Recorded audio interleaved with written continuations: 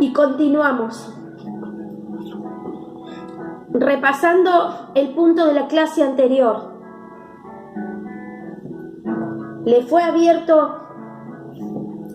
ordenado a Daniel que cierre el libro de la profecía. Amén. Hasta el tiempo del fin. Entendemos que el tiempo del fin tiene que ver con todos los acontecimientos proféticos y su debido cumplimiento en sus tiempos proféticos correspondiente a cada una de las señales que están escritas. O sea, cada señal escrita en su palabra, cada señal cumplida está marcando un tiempo que nos alinea al tiempo profético de la llegada de Yahshua. Amén. El reloj profético de la tierra es su pueblo Israel. Israel es el reloj profético de la tierra. Todos los acontecimientos históricos, geográficos que están aconteciendo en Israel, todos son cumplimientos proféticos de la Escritura y todos marcan los avances en el reloj profético de Yahshua para con su pueblo en la tierra. Pero quiero que vayamos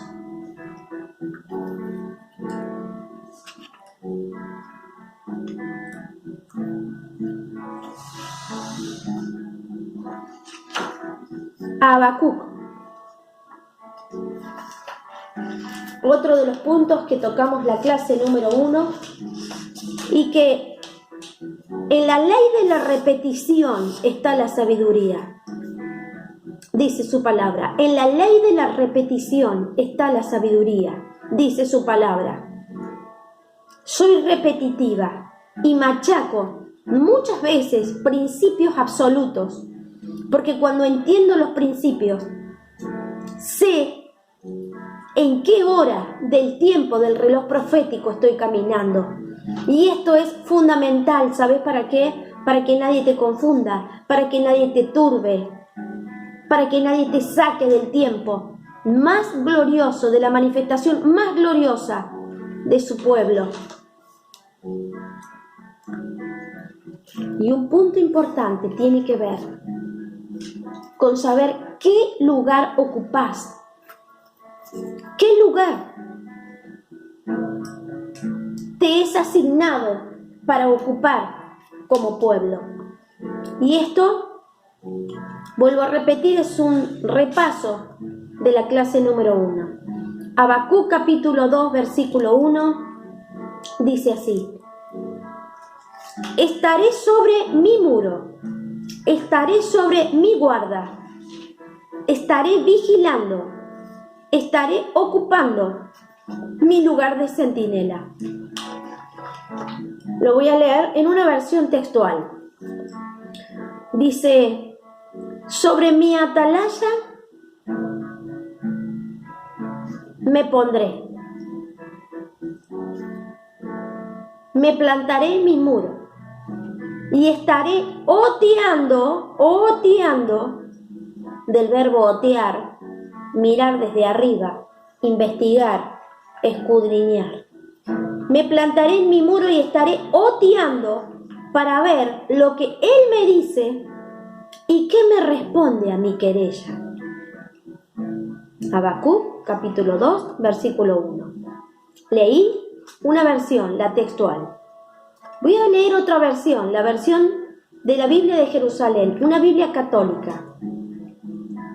Y la Biblia católica, si me preguntan por qué leo la Biblia católica, es muy simple. Porque como los católicos no tienen la cultura de leer la Biblia, no tuvieron necesidad de cambiarla. Porque como por cultura el católico no lee, siempre el católico escuchó lo que se le dijo, y lamentablemente el que escucha lo que le dicen es esclavo del que le dice. El que escucha lo que le dicen es esclavo de lo que se le dijo, el que le dijo. La persona que no lee termina siendo esclavo de lo que escucha. ¿Por qué leo la Biblia católica? Porque es una de las Biblias que en su versión original fue menos transgiversada, fue menos cambiada en su traducción. Es una de las Biblias con una traducción más pura del original hebreo. Vuelvo a repetir, porque el pueblo católico en general, no todos, en general, no han tenido la cultura de leer la Biblia. Por lo tanto, no se preocuparon en hacer traducciones a la Biblia católica, haciendo transgiversando el original. Lo pusieron tal cual estaba. Mientras que las traducciones a las versiones cristianas evangélicas sí han sido traducidas con errores. Por eso nosotros estudiamos la palabra desde el hebreo, la buscamos desde el original, y a la hora de buscar una Biblia muy parecida al hebreo encontramos la Biblia católica, la Biblia Jerusalén. Habacuc capítulo 2 versículo 1 dice: y en mi puesto de guardia me pondré, me plantaré en mi muro y otear, para ver lo que él me dice, lo que responde a mi querella. Otra versión, la Biblia católica latinoamericana, versión latinoamericana, dice así: me voy a ubicar en mi torre de vigía y me voy a poner de pie sobre mi almena. La almena era la piedra o el muro, la parte de arriba, para ver si diviso su respuesta y lo que él va a contestar a mi pregunta.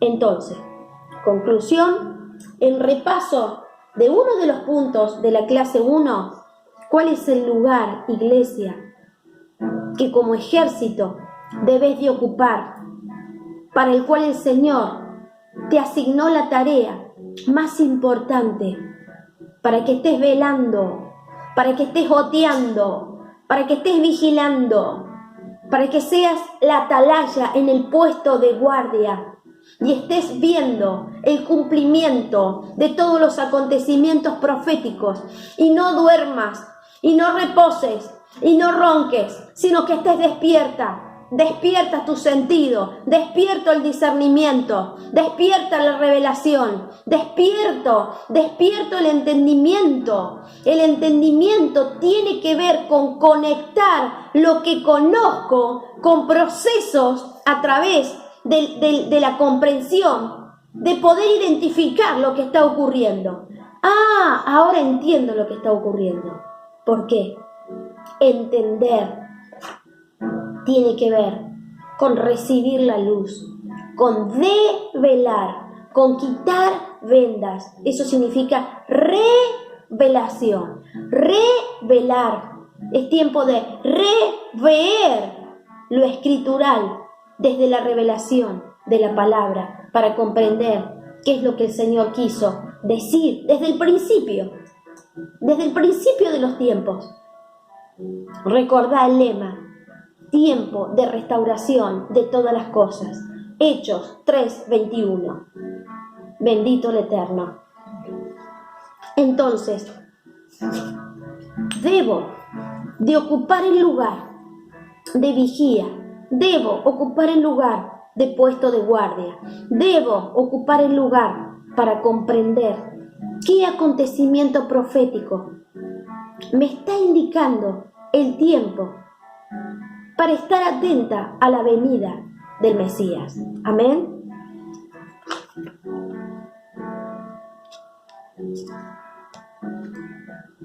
Y cerrando un poco el repaso de la clase pasada, hicimos mención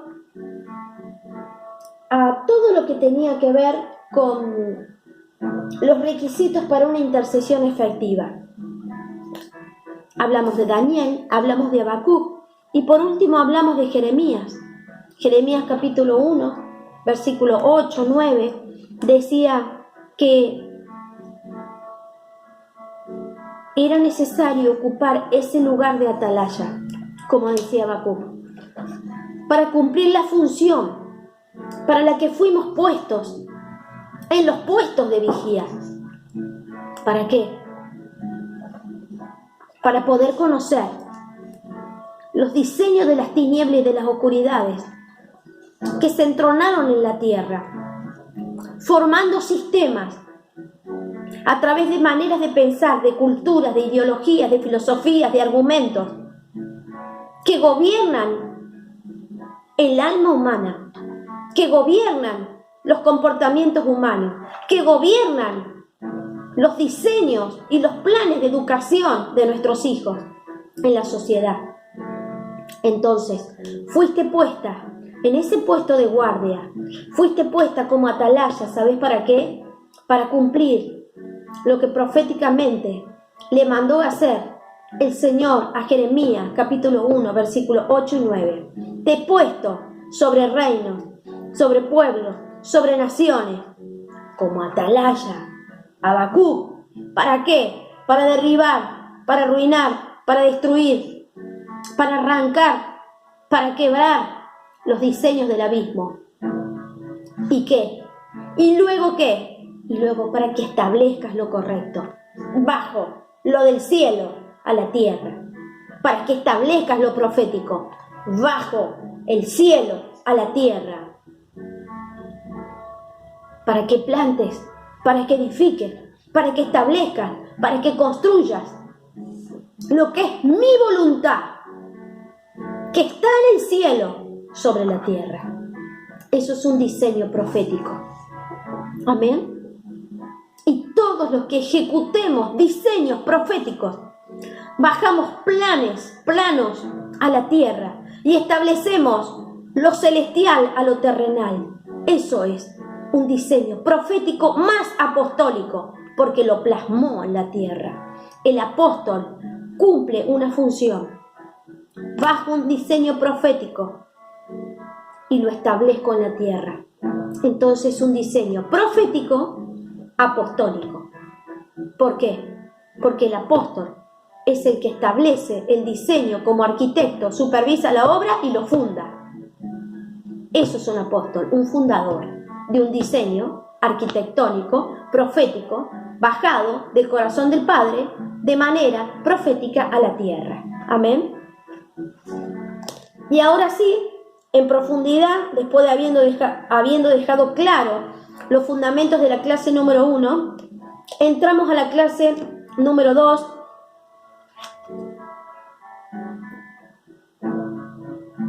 entendiendo que los 5 oficios ministeriales que van a equipar a los santos en este tiempo para forjarlos, para activarlos, para despertarlos, para ubicarlos en sus lugares, para revelarles sus funciones, para darle el bagaje de conocimiento revelado que viene del corazón del Padre, para revelarle la misión a donde va a ser destinado con el trabajo específico con el que va a ser asignado y posicionado estratégicamente de parte del Padre. Esos ministerios son 5. Tienen como fin equipar y ministrar a los santos. Fueron establecidos en la iglesia, en la obra del ministerio, para que el cuerpo de Yahshua obtenga madurez y perfección. Efesios 4, del 11 al 13. Estos ministerios trabajarán en armonía, de manera conjunta, colaborando unos con otros, acoyuntados, como dice su palabra, articulados unos con otros, para cumplir de manera interdisciplinaria el objetivo, que es capacitar el ejército de los santos para que ocupen el lugar de las filas de las guerras.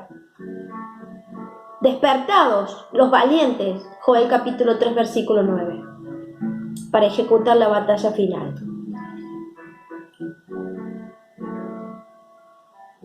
Los 5 ministerios prepararán a su pueblo para la venida del Señor.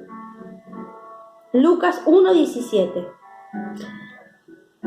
Yahshua dio apóstoles, profetas, evangelistas, pastores y maestros.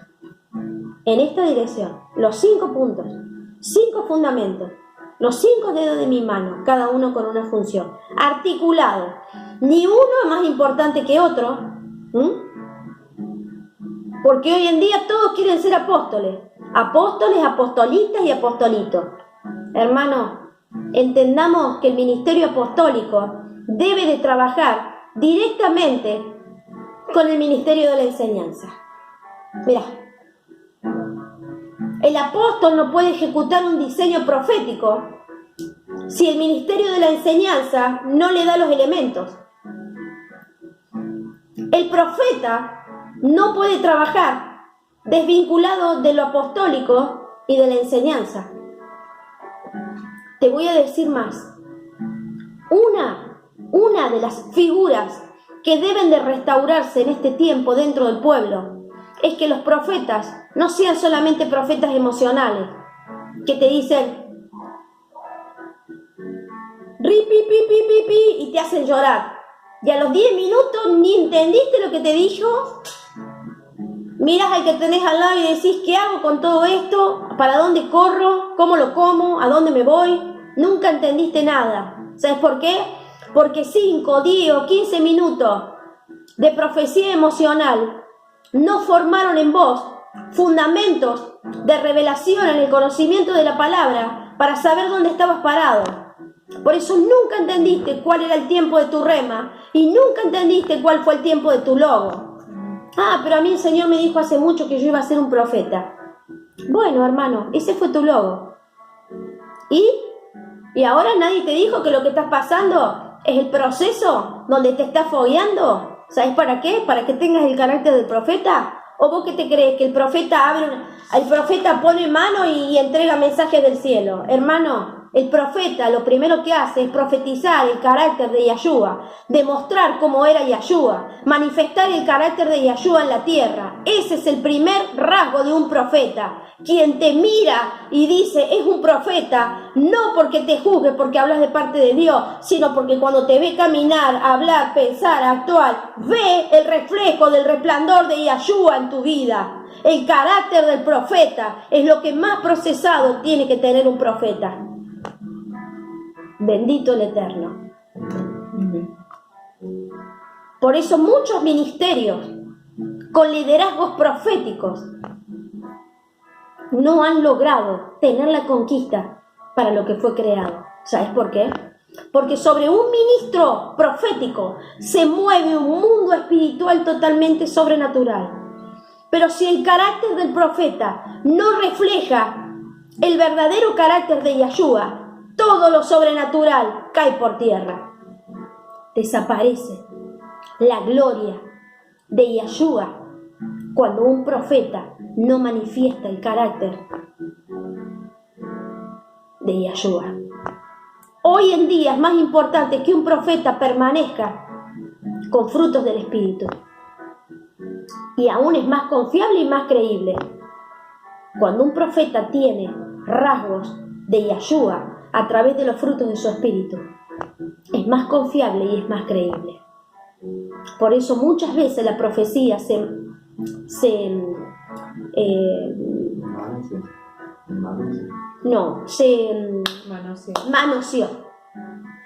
manoseó. Y mucho tenemos que pedir perdón la iglesia cristiana evangélica delante del Señor. Porque los dones proféticos y los profetas de oficio que no pudieron alcanzar a tener un carácter manifestado con el fruto del Espíritu, muchas veces fueron tropiezos para que los mensajes proféticos entregados no fueran plenamente creídos. ¡Wow! ¡Wow! ¡Wow! Bien, como dijimos, articulados unos con otros, acoyuntados, de manera interdisciplinaria, trabajo en equipo, llámalo como quiera, no competitivo. Ahora yo soy apóstol. ¿Por qué soy apóstol? ¿Porque subiste de rango? No, hermano, error.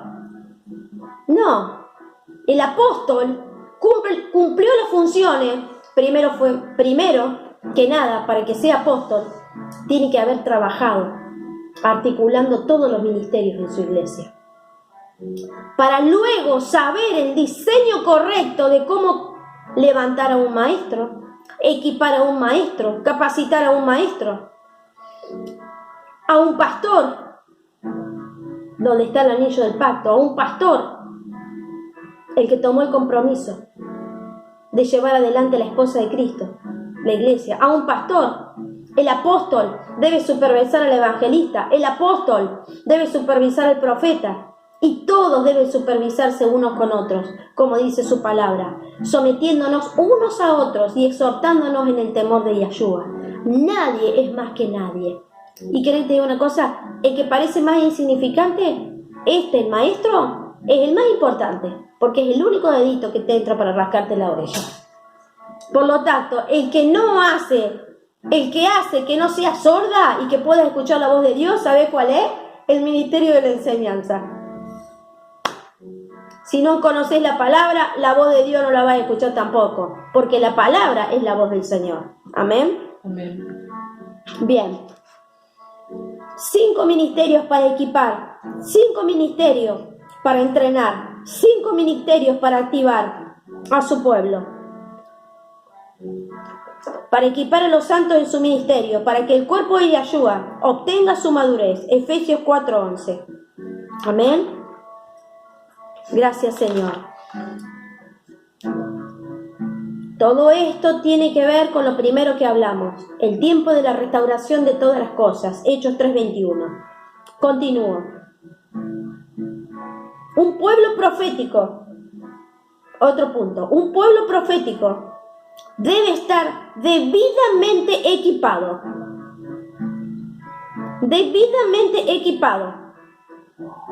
entrenado, enseñado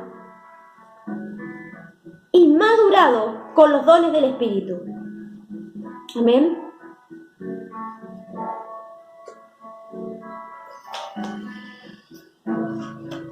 Continúo. El Evangelio del Reino. El último mensaje para ser predicado antes de la venida literal de Yahshua es el Evangelio del Reino, el cual debe ser predicado para testimonio de todas las naciones. Y entonces, luego de esto, luego de que el testimonio predique, el testimonio con señales, milagros y prodigios.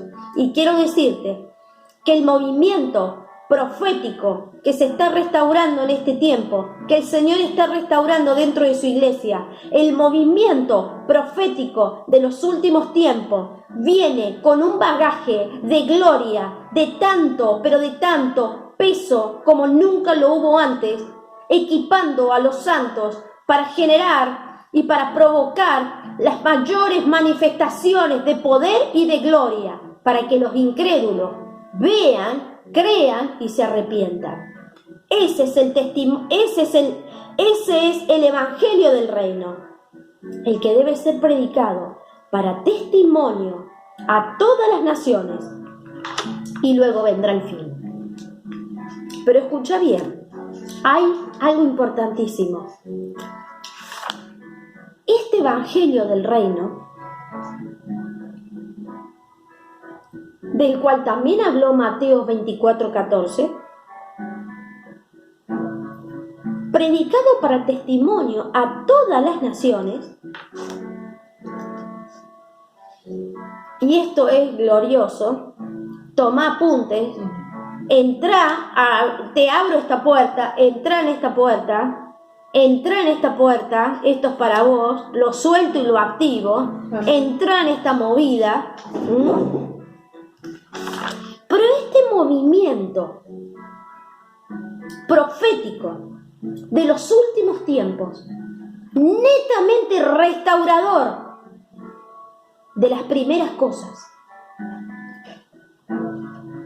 que viene con un bagaje de gloria y de autoridad de parte del Altísimo para manifestar por testimonio a todas las naciones ¿Quién es Yahshua? Escucha bien. Agárrala, No será solo manifestado por un pequeño grupo de grandes evangelistas o poderosos apóstoles y profetas. No. Oh, sorpresa. Agárrala. Las escrituras revelan que serán principalmente los santos. Los santos. Amén. Los santos. Vos, yo, nosotros seremos los participantes de esta gloria. Nosotros. No será solo por un pequeño grupo de grandes evangelistas o poderosos apóstoles y profetas y renombrados.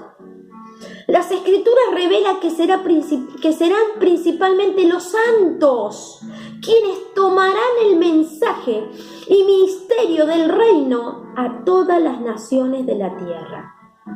Entonces, escucha bien, no nos enfocaremos más en algunos poderosos ministros, ultra apóstoles o en el show de grandes liderazgos de una sola persona,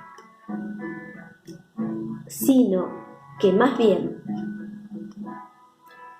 es muy glorioso. Los santos del Altísimo tomarán el reino, el mensaje, y lo poseerán y lo demostrarán para siempre, para que todos puedan ver que Yahshua, demostrado como rey, vive y gobernará y reinará sobre todos los dominios de la tierra. Aleluya. Amén. Bendito el Eterno. Y esto lo leemos en Daniel 7:18.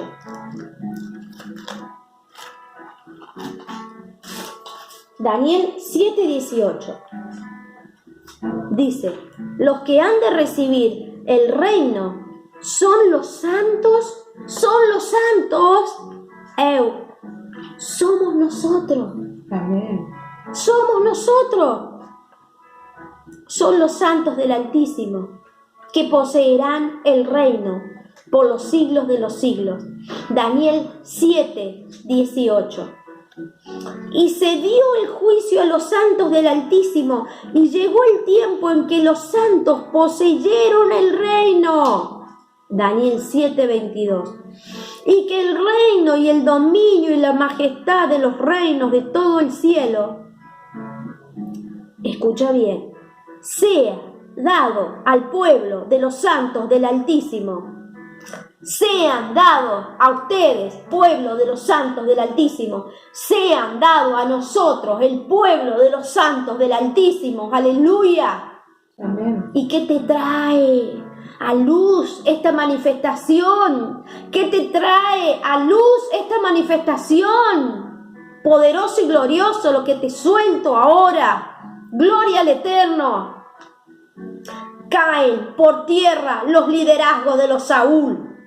Amén. Caen por tierra los liderazgos. Él mató a los miles. Caen por tierra los Saúles en este tiempo. Los Saúles entronados en sus reinos. Los poderosos de la tierra, con P minúscula, caen por tierra. Aleluya. Tiempo de equipamiento para un ejército de valientes que viven en el anonimato, pero que son bien conocidos por el Altísimo. Gloria al Eterno. ¿Y a quién estás viendo en esta revelación? ¿A quién ves si cae un Saúl? ¿A quién estás viendo? A David, al pequeño David, que vivía literalmente en un abandono, que vivía, se crió y se movía totalmente en un aislamiento, que vivía criado con una raíz aún de orfandad. Pero ¿sabes qué? el Señor puso los ojos en un David. Creció en las vigilias de las noches y era bien conocido por su padre. Aleluya. Este es el tiempo de la manifestación del peso más glorioso que el Eterno reservó para manifestarlo a los santos, a los santos, a los santos del Altísimo. No tiene que ver con un diseño de un Saúl, tiene que ver con equipar a todo un pueblo que tenía mucha comunión con el Padre, que conocía al Padre en su intimidad, que amaba al Padre en su corazón, que aprendió a tener una paternidad desde el mismo corazón del Padre y que no vivía llorando en la montaña porque el Padre no lo tenía en cuenta, porque gobernaba su vida un ámbito de adoración, porque había conocido la paternidad del Padre y se sentía lleno, y se sentía fuerte, y se sentía poderoso, aún para enfrentar a los leones. Esa paternidad empoderó a David, y con ese poder de amor de padre empoderó su vida y derribó a un Goliat. Aleluya, gloria al Eterno. Y de esto se trata, el mayor empoderamiento de la paternidad del Abba para tu vida, que las raíces de abandono, donde las raíces del aislamiento, donde las raíces de la orfandad,